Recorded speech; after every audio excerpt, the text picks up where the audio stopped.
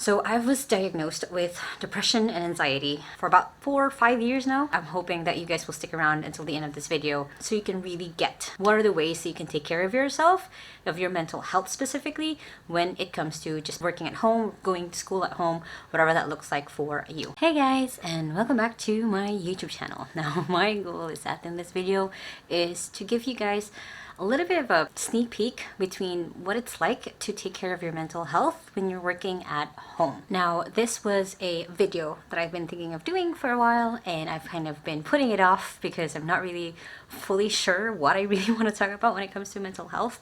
This has been something that I've been really an active advocate for like such a long time. I always post about my own mental health struggles. I post about, how to take care of yourself, but I really wanted to take the time in my own YouTube channel to teach you guys how I've been able to take care of it.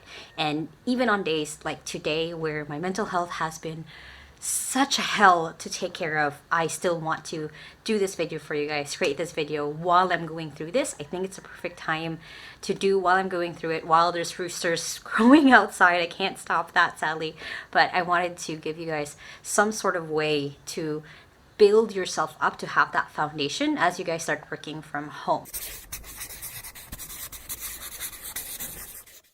Now, if this is your guys' first time on my channel, my name is Leonor Lacaba. I'm the virtual ate. I've been working from home since I was 15, so I've had a really long experience on how to be able to handle this, how to be able to get through the really hard and bad days. Again, there's going to be roosters crowing because it's just that time of day apparently, but I'm hoping that you guys will stick around until the end of this video so you can really get what are the ways that you can take care of yourself, of your mental health specifically, when it comes to just being at home, working at home, going to school at home, whatever that looks like for you. So I was diagnosed with depression and anxiety for about 4 or 5 years now. I don't really remember when it all really gets started, but I remember when I was a teenager, I would have panic attacks at school. I would have anxiety attacks that would be kind of ruled out with my asthma because I had asthma when I was younger. So it was kind of a really long journey for me to really realize like, oh, this is something that's actually not normal. This is something that's not supposed to be the usual reaction when someone gets this kind of news or when someone struggles through things. I've had multiple psychologists try to really push anxiety and depression meds on me. Never really tried them because I was too scared of what the adverse effects would be. So a lot of the things that I'm going to talk about today with this video is how did I cope even without medication? How did I cope even without having to go through like the usual route of really taking the meds, of really going through like the usual way of always seeing a psychiatrist forever, and how I basically was just able to cope with myself. How I'm able to tell that today is a bad day, is a day where I really got depressed because a lot of different reasons, a lot of different things that are happening in my life. I've got super anxious, like I had coffee, which is a bad idea. The first thing that I really recommend to take care of yourself for your mental health is to really check in with yourself.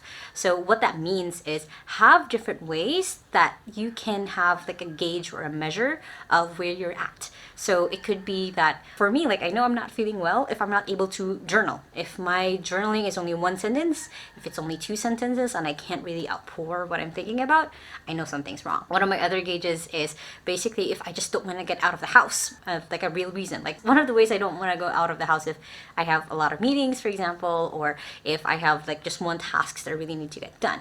But outside of that, if inside, like internally, I don't want to leave, I know something's wrong. So have different things that you can use as kind of a gauge that you can check with yourself. Like, oh, I am not feeling good today. I'm not feeling well. You don't have to figure it out right away why not, but just having that kind of check-in, kind of like your self-checkup on your mental health will really help you kind of move that way forward. When it comes to working from home, your mental health usually takes a step back from your physical health. And the truth is the two always go hand in hand, because if you're not feeling well physically, then of course that affects your mental health. If you're not feeling well in your mental health, it also affects your physical body. So try to have that check-in. Try to have like questions that you ask yourself, prompts maybe for your journal that you ask yourself, okay, am I feeling good today? Because once you have that, then you can ask yourself, okay, what do I want to do with it now that I know what this is? The second thing that I do a lot to take care of my mental health is I just have a routine. Every day I wake up, I do my meditation, I do my journaling, and I read a book. Those are my three kind of the way that I jump start my day. I try not to touch my phone for at least an hour. So these are my routines, because then it steadies me that I know what to expect, especially with someone who has anxiety. I know what to expect. I know the things that I can do in the morning, that I have some sort of control in my morning. So try to start creating, like, what does your day look like? Now, I already made a video on the different habits that I highly recommend for people who work from home. You guys can check it out. But basically, you want to create some sort of way that it's kind of like the same with the first one, just checking system, but it's also a way for you to know that there is a flow in your day, that you're not just cramming, you're not just running around and trying to solve a lot of different things, that you actually have a way that you know how you want the day to start and how you want the day to end. So my ending night routine is making sure I worked out around 5 o'clock, and it's also making sure that I did like my whole face skincare routine. It's also making sure that I already have like the main 3 things that I want to get done the next day. So I have those lists, I have these routines, because then it's easy for me to, again, it's another way for me to check if I'm okay. If I'm not able to really create the tasks that I'm going to do the next day, again, I know something's wrong. I know there's something else that needs to be checked within myself for me to be able to move forward, to be in that healthy and happy space. The next thing that I recommend that you do to just have a better mental health is to have a support system. Now, it doesn't have to be this big group that you're, people who know when something's wrong. It could be 3 friends. I have 3 friends who regularly check up with me. I have 3 friends who know or can see different signs where I'm starting to withdraw or I'm starting to not feel good about myself. I have friends who I've talked about when I was in therapy. I will talk to them. What are the things that I discovered during therapy? What are the things that I'm now doing to cope with myself, to take care of myself, just so they're also aware. Having a support system can change a lot of different things, especially when it comes to working from home, where you're isolated, where you're not really seeing a lot of people every day. Just having that support system where you know that you can just chat someone when you're not feeling good, when you're not feeling the best way that you usually feel. So having that support system, again, it doesn't have to be this big circle of people. It could be just be 3 people in your life. It could be your sister, your best friend, your partner, whoever that is, who you know that you can talk to, even though you can't give them the full context of what is wrong. Just telling them that you feel wrong, that you don't feel right, that is already a step in that direction of just having people who know what's happening, who know where you're at. Then maybe they can help, maybe sometimes not help, but having that support system has just really changed my own way of thinking of myself, and also the way that I've thought about my mental health, keeping in mind that it does affect other people, that it's not just me. So it gets me out of this loop of like, oh, it's just me, into like, oh, other people are going to be affected by this. I have to keep that in mind. It's not just about me. The next thing that I really recommend that you do for your mental health is to just take a break. It's just to know that it's okay to take a pause, take a leave day, take a sick day if you need it. Because in the end, again, if your mental health isn't feeling well, if you're not feeling well in that aspect, it's going to start affecting everything else. So for example, for me, the effects for me, if when I'm having anxiety, I actually palpitate really, really bad. Like it'll last like 2 hours, 3 hours, just my heart just going. It actually happened today. I'll sometimes have really shortness of breath. I'll have basically the signs that I'm kind of getting sick, but I know I'm not really getting sick. It's all just coming from the hormones or whatever is firing in my head. So taking a break is super important, because then you get to take that step back and start recognizing what are the things that are being affected by my mental health and what is actually real. Because you want to have that, outside perspective of not just having those things fire like, oh, you're sick, you're feeling this way, and just taking a step back of like, oh, this is just my anxiety talking, this is my depression talking. Having that pause, having that break where you're not thinking about the things that stress you out, you're not having to think about the things that make you feel a certain way. It's kind of really a good reset, a good restart for your own brain, just to kind of relax and know that you are okay. And one of the surprisingly biggest ways that you can really take care of your mental health is actually checking in with others. Now, this is something that I've started to learn within myself, is I get to see how other people react to certain things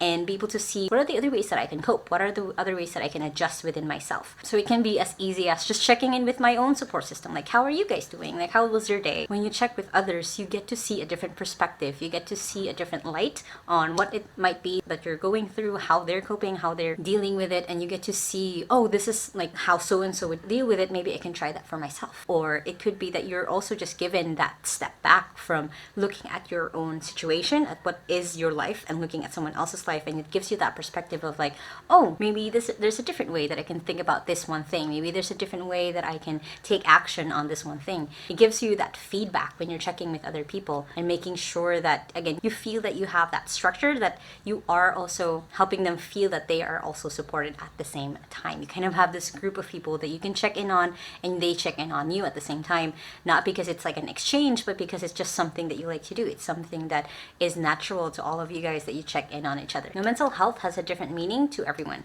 Mental health has a different way of how it looks like for everyone. Like, everyone will have a different perspective, whether they're feeling one thing or the other. Everyone will have a different way of coping. Everyone will have a different way of knowing when something's wrong and when something is fine. So you just have to find your own way. You just have to find your own triggers. You have to find your own way of how you cope. The important thing is that you're aware of it. The important thing is that you're putting some sort of spotlight on it, so you're not, caught unawares when things do happen, when bad things happen, and how you cope with them. Taking care of your mental health doesn't have to be a one-person kind of thing. You can surround yourself with the right people who can help you help yourself. The important thing for you is to just start looking for what are the ways that you do take care of yourself. What are the ways that you do feel good about yourself as well. The important thing to really remember is that this whole journey, your whole mental health journey, you don't have to do it again alone. It has to make sense for you. Now, if you guys like this video, make sure to hit that thumbs up button and comment below if you just need help, if you need someone to talk to, or reach out to other people who have commented below if they also need help. And if you want to, feel free to hit the subscribe button right there for my usual tips on how to work from home every Sunday and Thursday. And you guys can check out these other 2 videos that I have right here